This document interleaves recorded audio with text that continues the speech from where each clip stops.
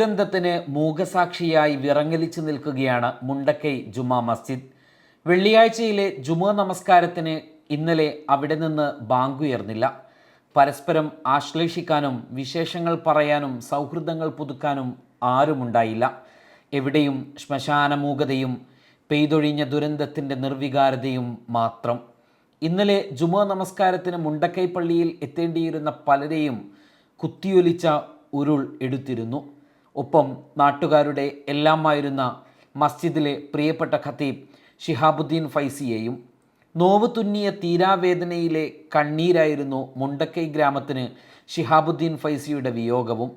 പള്ളിയോട് ചേർന്ന് അദ്ദേഹം താമസിച്ചിരുന്ന മുറി ഇരുൾ ദുരന്തം കവർന്നെടുത്തു.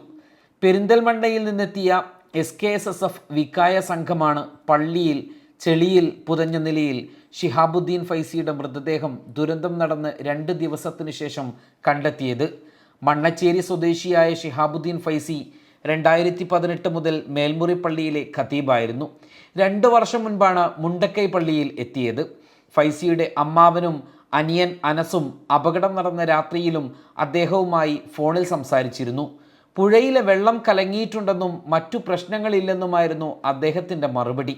എന്നാൽ ഉരുൾപൊട്ടിയത് പുറം ലോകമറിഞ്ഞ ശേഷം അദ്ദേഹത്തെ ബന്ധപ്പെട്ടെങ്കിലും കിട്ടിയില്ല. പള്ളിയുടെ 1-ാം നിലക്ക് ഉരുൾപൊട്ടലിൽ കാര്യമായ നാശനഷ്ടങ്ങൾ സംഭവിച്ചിട്ടുണ്ട്. തകർന്ന പള്ളിയിലാകെ ചെളി നിറഞ്ഞു കിടക്കുകയാണ്. മുനവറുൽ ഇസ്ലാം സംഘത്തിൻ്റെ കീഴിലാണ് പള്ളി പ്രവർത്തിക്കുന്നത്. മുഅദ്ദിൻ അടക്കമുള്ളവർ വീട്ടിലേക്ക് പോയതിനാൽ അപകടത്തിൽ പെടാതെ രക്ഷപ്പെട്ടു.